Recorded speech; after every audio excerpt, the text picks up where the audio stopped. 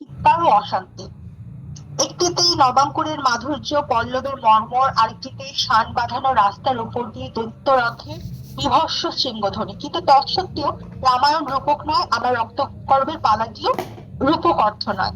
রামায়ণ মুখ্যত মানুষের সুখ দুঃখ বিরহ মিলন ভালো মন্দ নিয়ে বিরোধের কথা, মানবের মহিমা উজ্জ্বল করে ধরবার জন্য চিত্রপটে দানবের পটভূমিকা।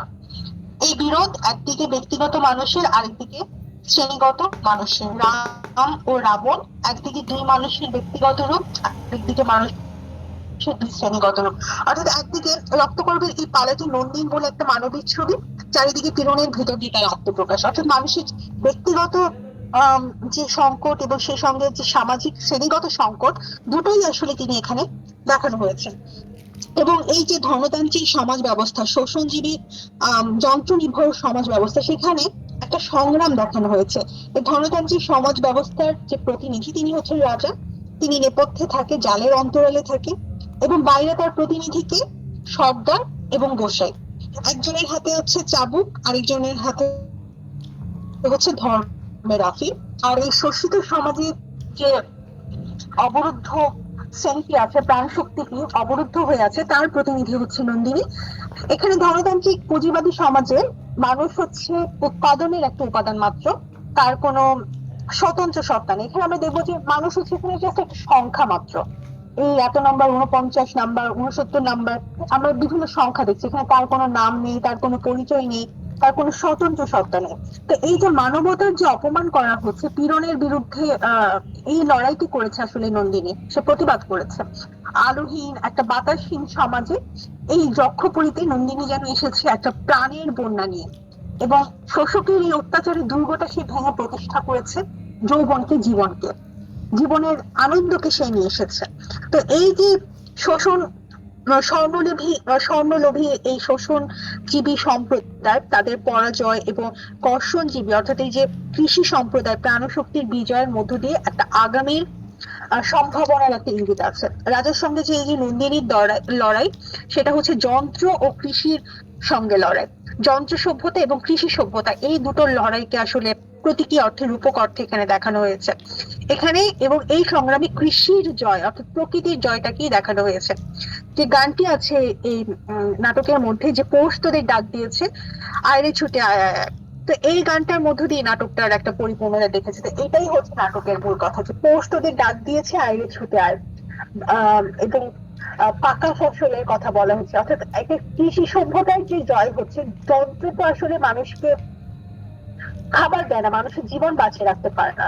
এই যে স্বর্ণ তোলা হচ্ছে, চাক চাক স্বর্ণ তোলা হচ্ছে, সেগুলো শুধু সম্পদই বাড়াচ্ছে, কিন্তু সেগুলো তো মানুষের জীবন ধারণের জন্য আসলে প্রয়োজনীয়তা নয়। কিন্তু সেটা যে কৃষিকে আসলে ধ্বংস করে দিচ্ছে। কিন্তু কৃষি যখন দাঁড়ায়, তখন যে কৃষিরই আসলে জয় জয়কার হয়, সেটি আসলে এখানে দেখানো হয়েছে। তো এই যে রক্তকরবী নাটকে যক্ষপুরীর ঘটনা এবং নন্দিনীর ঘটনা, এই দুটোই আসলে সমান্তরালে থেকেছে। যক্ষপুরীর যে ঘটনাগুলো আমরা দেখবো, যে জালের আড়াল থেকে যে সেই রাজার একখানা হাত বাড়িয়ে দেওয়া, তারপর খোদাইকারের খোদাই নৃত্য, তারপর ফাগুলালের মদ্দা শক্তি, প্রেতপুরীর দরজা খুলে যে প্রহরীর দলরা বেরিয়ে আসছে সেটি, রাজার ধ্বজা পুজো উপলক্ষে একদল লোকের যাত্রা, এবং নাটকের শেষে যক্ষপুরীর অন্তরাল থেকে একটা চিৎকার ধ্বনি শোনা যায়। সেই রাজা যক্ষরাজ দণ্ড ঝুড়ে ফেলে দেয় এবং কঠিন জাল ছেড়ে বেরিয়ে আসে এবং নন্দিনীর সাথে সম্মিলিত হয়। আর নন্দিনীর কাহিনীটাও খুব ঘটনাময়। এই কাহিনীতে ফ্ল্যাশব্যাক আছে। নন্দিনী রঞ্জনের স্মৃতিচারণ করে বলে যে রঞ্জন তাকে তুফানের নদী পার করে দেয়। বুনো ঘোড়ার কেশর ধরে রঞ্জন তাকে বনের ভেতর দিয়ে ছুটিয়ে নিয়ে যায়। নন্দিনী দেখে যে রঞ্জন নাগাই নদীতে ঝাঁপিয়ে পড়ে স্রোতটাকে একটা তোলপাড় করে ফেলে। আবার সেই প্রেতপুরী দরজা দিয়ে বেরিয়ে এসে নন্দিনী তার গায়ের ছেলে অনুপ, উপমন্যুর কথা স্মরণ করে।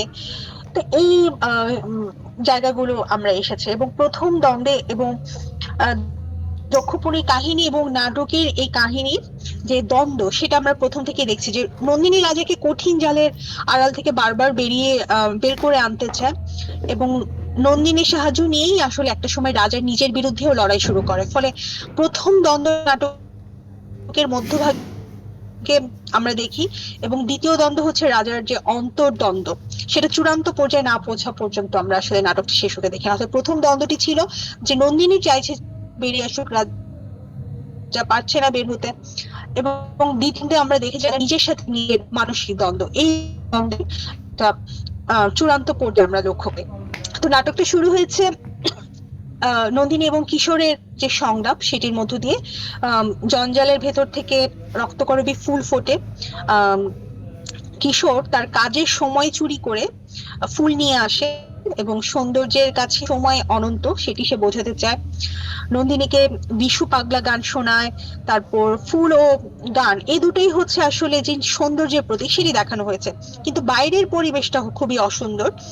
এখানেই গল্পটার প্রথম যে নাটকীয় বিরোধ এবং আয়রনিটা তৈরি হয়, এবং মানুষের হৃদয় সৌন্দর্যের জন্য যে অপশক্তির বিরুদ্ধে লড়াই করতে হয় এবং প্রাণ দেওয়ার মধ্য দিয়ে রক্তকরবীর মূল কথাটি আমরা দেখি, যে ওদের মারের মুখের উপর দিয়েই রোজ তোমাকে ফুল এনে দেবো। এই যে কিশোরের কথাটি বলে যে ওই অপশক্তির বিরুদ্ধে লড়াই করেই আমি সুন্দরের পুজো করব, তো সেইটাই আসলে প্রকাশ পায় এখানে। সুরের একটা বিরোধ আমরা লক্ষ্য করি যে অধ্যাপকের সঙ্গে নন্দিনীর কথোপকথনে, রাজার যে ভয়ঙ্কর প্রতাপের সঙ্গে নন্দিনীর যে আলাপ, নন্দিনীর যে বিরোধ, সেটি আসলে এখানে অধ্যাপক আলোচনা করেছেন। এবং অধ্যাপকের সত্যটি, এবং অধ্যাপক বলছেন যে জানো নন্দিনী, আমিও আছি একটা জালের পেছনে, অর্থাৎ অধ্যাপক নিজেও যে একটা জালের মধ্যে বন্দী সেটাই আসলে তিনি বুঝিয়েছেন।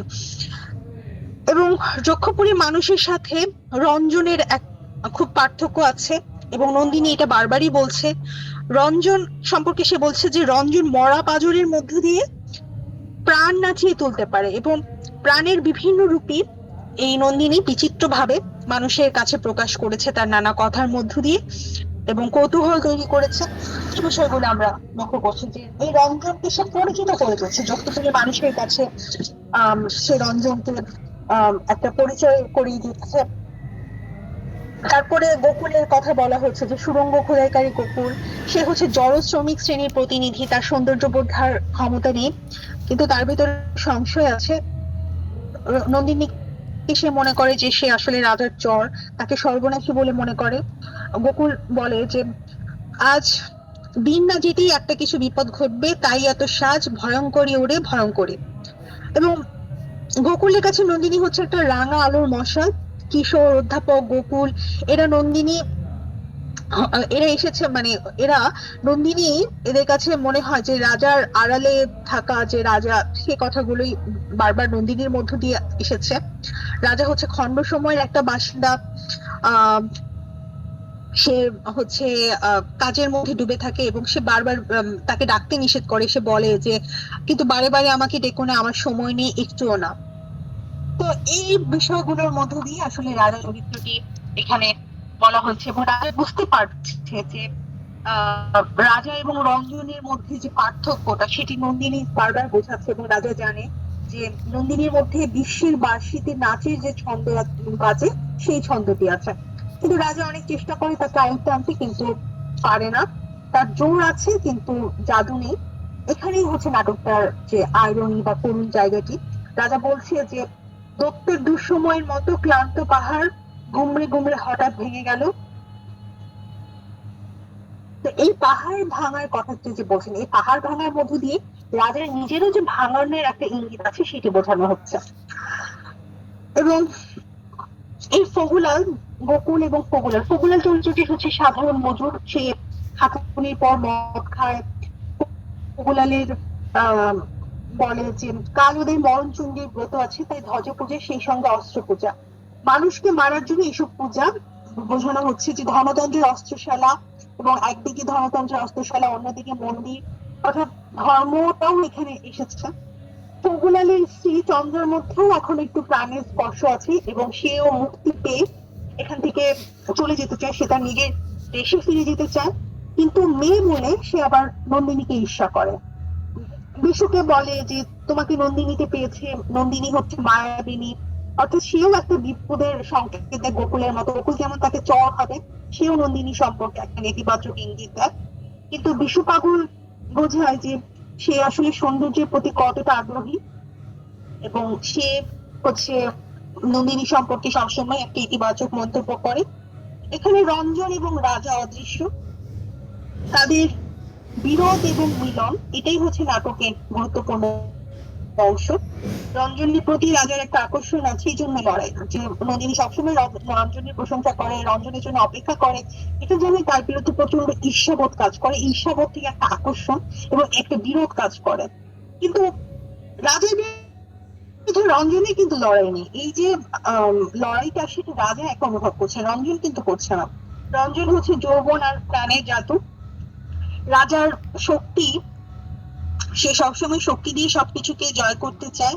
কিন্তু রঞ্জন হচ্ছে সেই সৌন্দর্যের কথা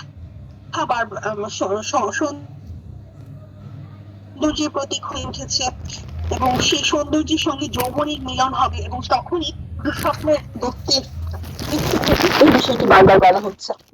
আবার নাটকের অন্যদিকের ঘটনা, সেই যে সর্দার কথা আমরা দেখবো, যে সেই শাসনযন্ত্রের কৌশল নিয়ে মদ খেয়ে শ্রমিকদেরকে বসে রাখতে চান, এবং ফৌজ থাকে শায়েস্তা করার জন্য। ফৌজের চাপে অহংকারটা দমন হয়, তারপরে আমাদের পালা। এই জন্য গোসাইয়ের সাথে ধর্ম এবং